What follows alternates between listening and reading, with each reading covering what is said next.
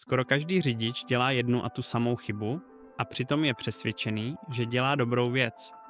Zasekne se mu zámek u auta, nejde otočit klíčem, tak popadne VD40 a stříkne to do zámku. A ono to zabere. Na den, na dva. A pak je zámek horší než předtím, protože VD40 do zámku nepatří. Ona ho krátkodobě uvolní, ale zanechá v něm mastný film, na který se lepí prach a ten se během pár týdnů promění v mazlavou břečku, která zámek úplně zanese. A v zimě ten olej stuhne a zámek zamrzne ještě víc. Vy jste si mysleli, že zámku pomáháte a přitom jste ho pomalu zabíjeli. A není to vaše chyba, protože VD40 se prodává jako univerzální zázrak na všechno. A spousta lidí ji opravdu používá úplně na každý problém v garáži. Jenže ona je hlavně na vytěsnění vlhkosti a na krátkodobé uvolnění, ne na dlouhodobé mazání jemných mechanismů. A zámek je přesně to místo, kde tenhle rozdíl bolí nejvíc, protože zaseknutý zámek u auta v nejhorší možnou chvíli, třeba když spěcháte nebo mrzne, dokáže pořádně zkazit den. A přitom existuje věc za pár desítek korun, která tenhle problém vyřeší nad obro a správně. Jmenuje se grafitové mazivo a většina lidí ji vůbec nezná nebo neví, na co všechno je. A dneska vám ukážu 17 věcí, na které se v autě používá a na konci vám řeknu 3 místa, kam ho dát nikdy nesmíte, protože tam vám nadělá pěknou paseku. A jedno z těch míst byste vůbec nečekali.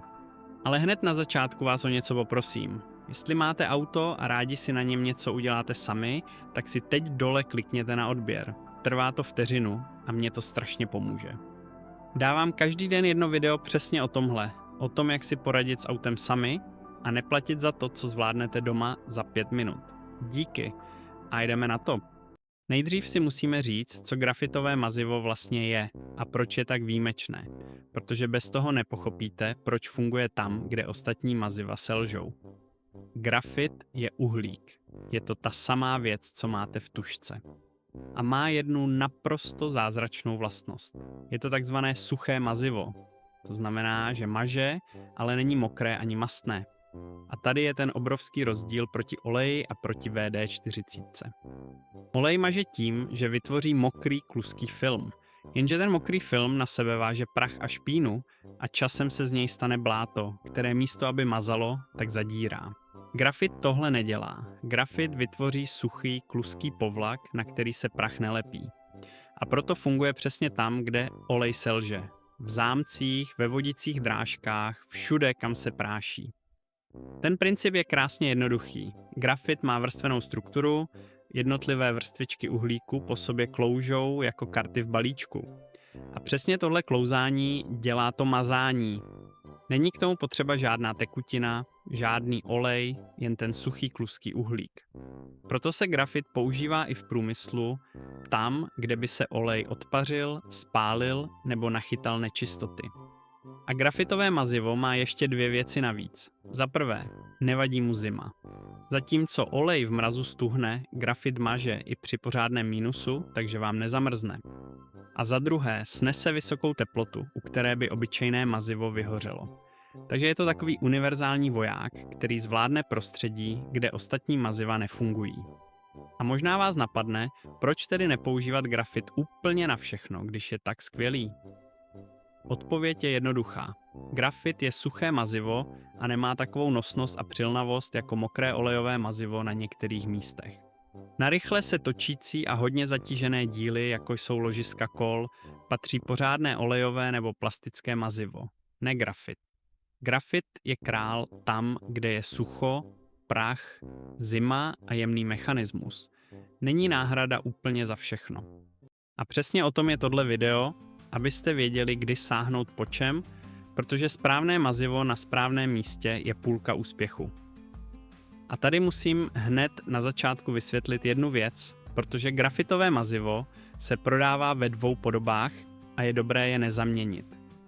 První je suchý grafit, prášek nebo sprej, který je právě na zámky a na jemné mechanismy.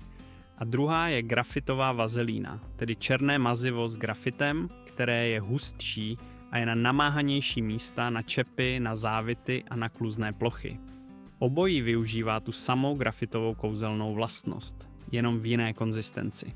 A já vám během těch triků řeknu, kdy sáhnout po kterém. A hned vám dám 2 rady, jak grafit správně používat, protože v tom se chybuje. Za prvé, míň je víc. Grafit stačí opravdu malé množství. Lidi mají tendenci toho tam nacpat co nejvíc, v domnění, že víc maziva znamená lepší mazání. U grafitu je to naopak. Když ho tam dáte moc, hlavně do zámku, tak se přebytek nabalí a časem zámek spíš zanese. Malá dávka rozhýbat a když je potřeba, radši za čas opakovat, než tam naprvé nacpat půl balení. Za druhé, vždycky ten mechanismus po nanesení pořádně rozhýbejte, ať se grafit dostane všude tam, kde má být.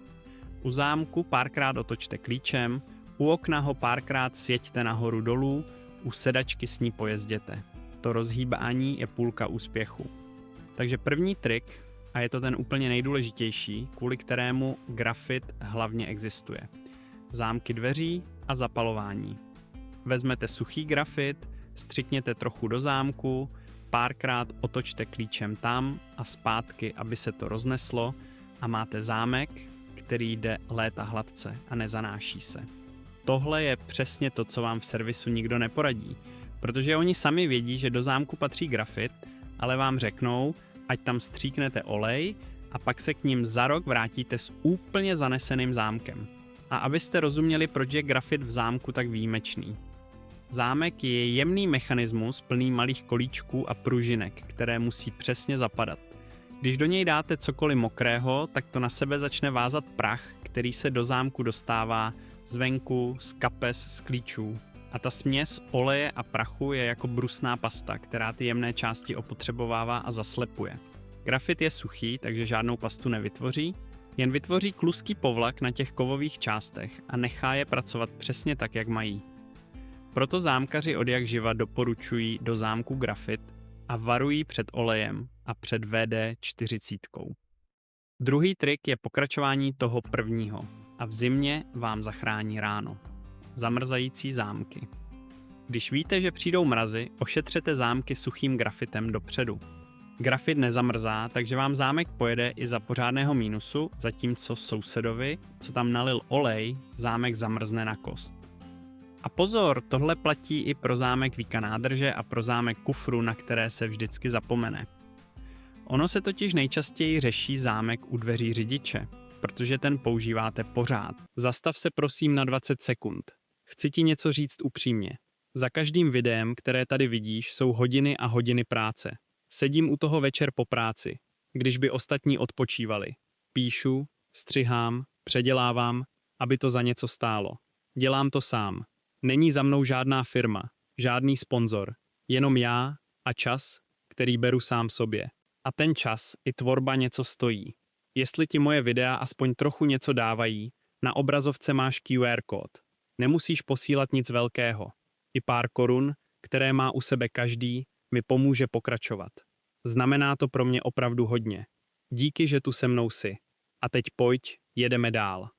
Ale na ty ostatní zámky, které otvíráte klíčem, jen občas se zapomene úplně a pak vás to nemile překvapí přesně v tom nejhorším okamžiku, když v mrazu potřebujete otevřít kufr nebo natankovat a zámek nejde. Projděte na podzim všechny zámky, ošetřete je grafitem a máte přes zimu klid. Je to 5 minut práce, které vám ušetří klení u pumpy v -10. Třetí trik jsou vodicí drážky oken, ty gumové nebo plstěné lišty, ve kterých jezdí okno nahoru a dolů.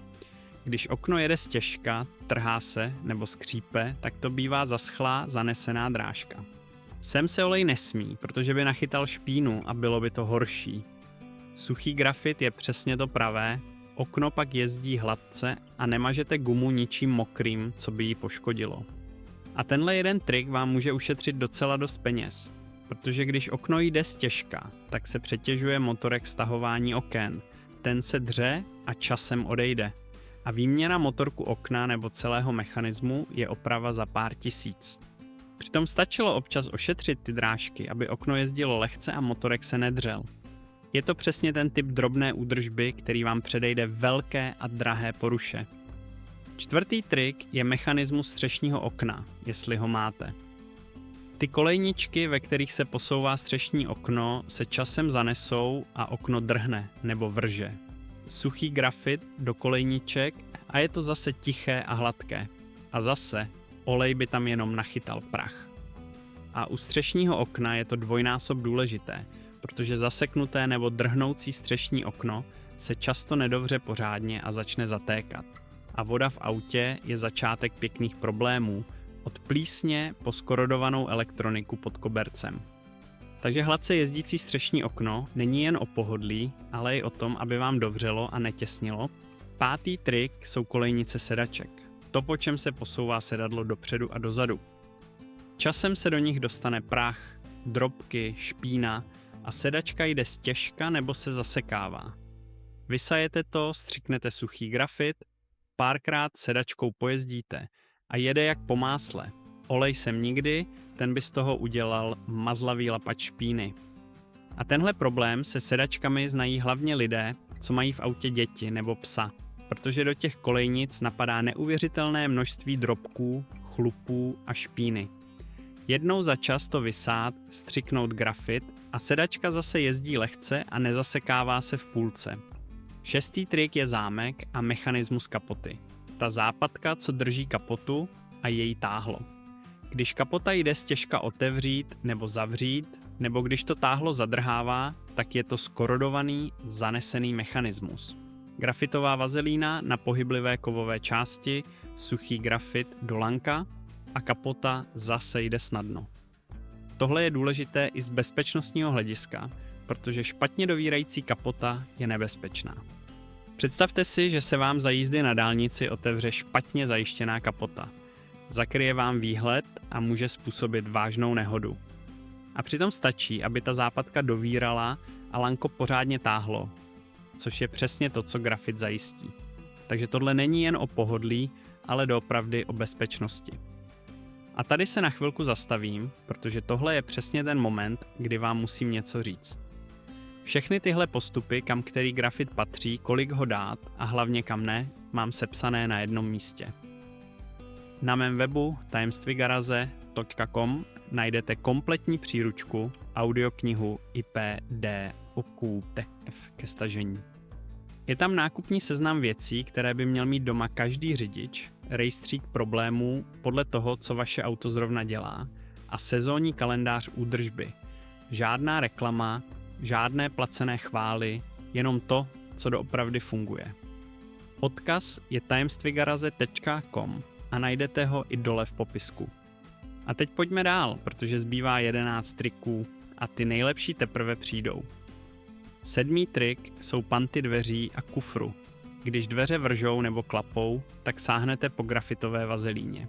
Ta na rozdíl od oleje neodkapává na prahy a na oblečení. Drží na místě a nechytá tolik prachu.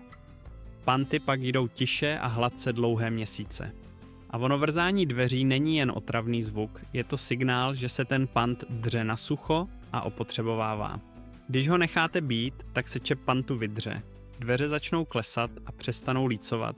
A rovnání a výměna pantů je pak nepříjemná a drahá práce. Takže to vrzání neignorujte, je to levné varování před drahou opravou. 8. trik je zámek a mechanismus víčka palivové nádrže. Ta klapka, co kryje nádrž a její pružinka a západka. Tady se dělá koroze a klapka pak nedovírá nebo se nedá otevřít. Trocha grafitu a je to vyřešené. A tohle oceníte hlavně v zimě, protože zamrzlé nebo zaseklé víčko nádrže vás dokáže pěkně potrápit, když stojíte u pumpy a klapka nejde otevřít. Pár vteřin s grafitem na podzim a máte přes celou zimu klid. 9. trik je mechanismus ruční brzdy. Ty čepy a klouby u páky a u lanka ruční brzdy rády zatuhnou, hlavně přes zimu. Grafitová vazelína na kovové čepy a klouby zajistí, že vám ruční brzda pojede a hlavně, že po zatažení zase povolí, což je věc, kterou v zimě spousta lidí řeší. Zatuhlá ruční brzda, která po zatažení nepovolí, je klasický zimní problém. Zatáhnete ji večer, přes noc přimrzne a ráno se rozjedete se zataženou brzdou, což ničí brzdy a v horším případě je zablokuje úplně. Proto zkušení řidiči v zimě ruční brzdu radši ani netahají a auto zajišťují rychlostí. Ale když ty mechanismy pravidelně ošetříte grafitem, tak vám ruční brzda spolehlivě povolí i po mrazivé noci. 10. trik jsou zámky a panty kufru a zadních dveří u dodávek a kombíků. Ty velké panty a zámky, které nesou těžké dveře, jsou hodně namáhané.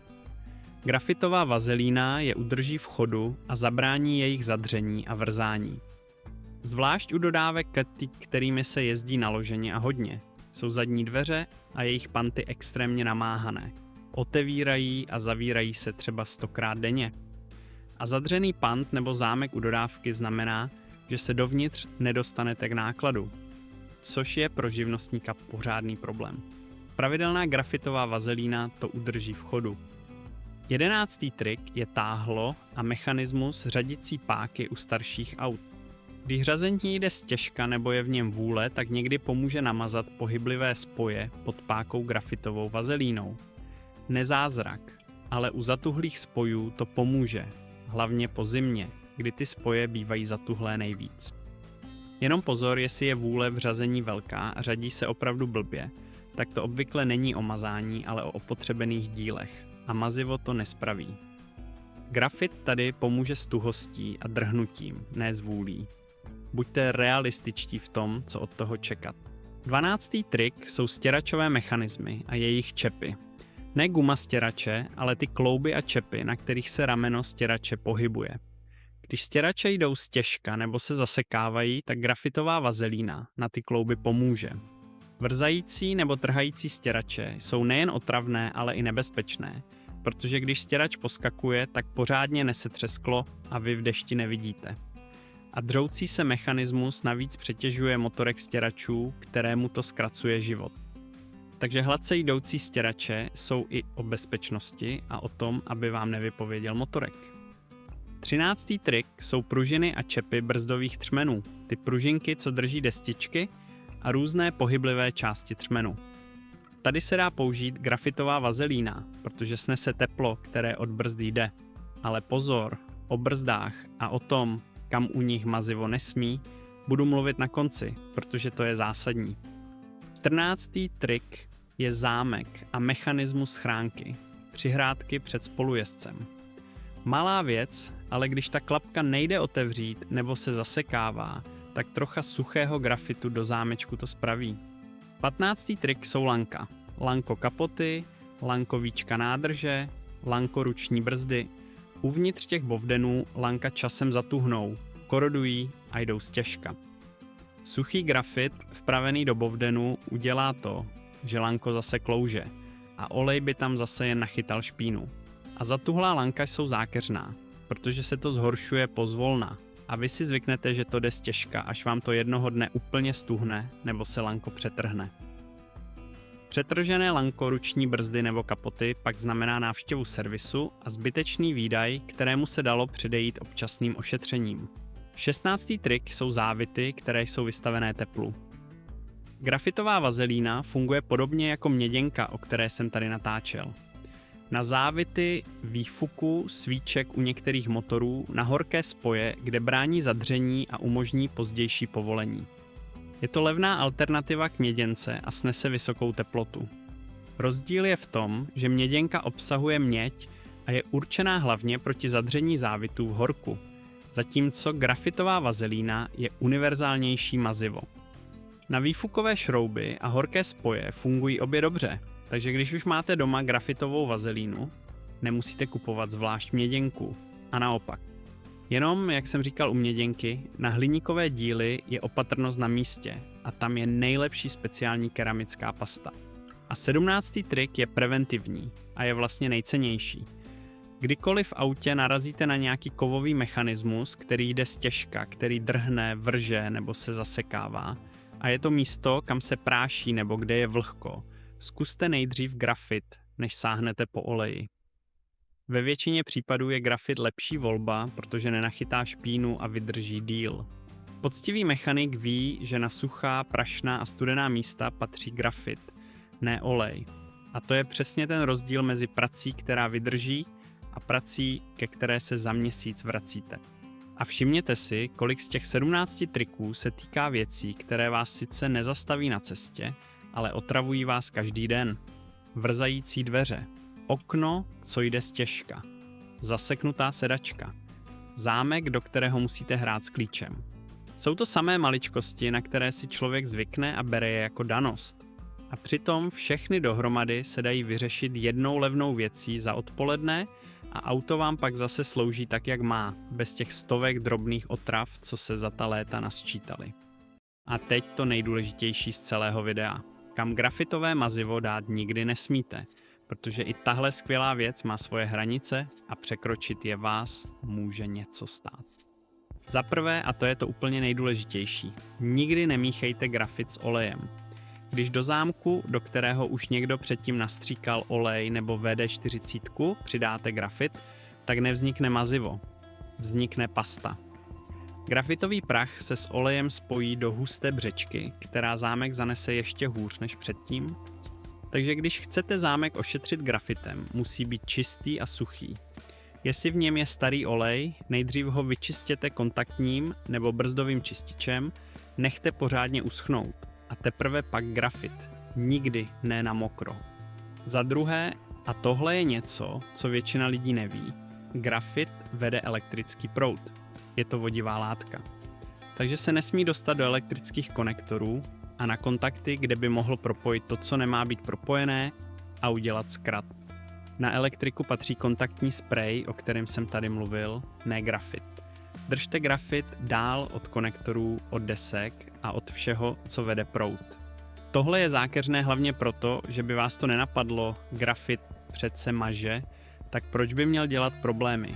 Jenže on je vodivý a suchý grafitový prach se umí roznést a dostat i tam, kam nechcete. Takže když ho používáte poblíž elektriky, třeba u dveřního zámku, kde jsou hned vedle kontakty centrálního zamykání, buďte opatrní, kam se dostane. A za třetí, a to platí u každého maziva, grafit ani žádné jiné mazivo se nesmí dostat na třecí plochy brzd, ani na obložení destiček, ani na plochu kotouče. Kdyby se vám tam grafit dostal, tak brzdy prostě nebudou brzdit a to je věc, která vás může stát život. Když u brzd pracujete s grafitovou vazelínou na těch pružinkách a čepech, tak buďte extrémně opatrní, kam saháte a nikdy ji nedávejte tam, kde se destička dotýká kotouče. A ještě 2 rychlé věci.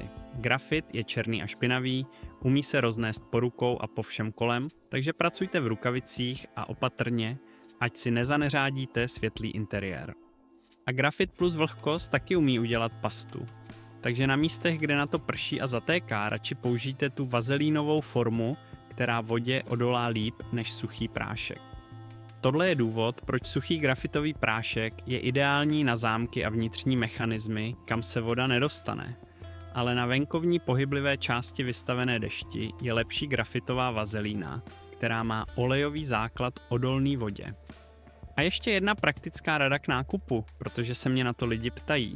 Suchý grafit koupíte buď jako prášek v malé tubičce s nástavcem přímo do zámku, nebo jako sprej, což je pohodlnější na větší plochy a drážky.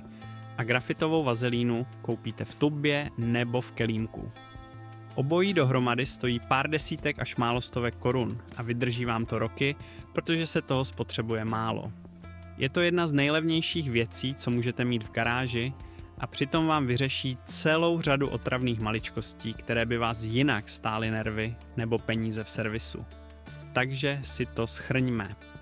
Grafitové mazivo je věc za pár desítek korun, která je nenahraditelná na zámky dveří, zapalování a nádrže, na zamrzající zámky v zimě, na vodící drážky oken, na střešní okno, na kolejnice sedaček, na kapotu, na panty, na ruční brzdu, na lanka, na kolejnice a čepy a na horké závity jako levnější měděnka. Zkrátka všude tam, kde je sucho, prach, zima nebo teplo a kde by olej jenom škodil. A nepatří do zámku, kde už je olej na elektrické konektory a na třecí plochy brzd. A když to vezmu od začátku, tak celé tohle video je vlastně o jedné myšlence. Že spousta lidí sáhne po WD-40 nebo po oleji úplně na všechno, protože nic jiného neznají a přitom si tím věci spíš ničí, než pomáhají. A rozdíl mezi tím, komu zámky a mechanismy fungují roky, a tím, komu se zanášejí a tuhnou, není v tom, kdo je šikovnější. Je jenom v tom, že ten první ví, že na suchá a prašná místa patří grafit, ne olej. A to teďko víte i vy. A tady bych to nechal na vás. Napište mi do komentářů, jestli jste grafit na auto někdy použili a na co. A jestli jste to dočetli až sem a ještě jste neklikli na odběr, tak teď je ta pravá chvíle. Fakt. Dávám tohle každý den a byla by škoda, kdyby vám to utíkalo. A jestli vám tohle video pomohlo, pošlete ho někomu, kdo má auto a rád ušetří. Třeba mu tím zachráníte zámek nebo celé ráno v mrazu.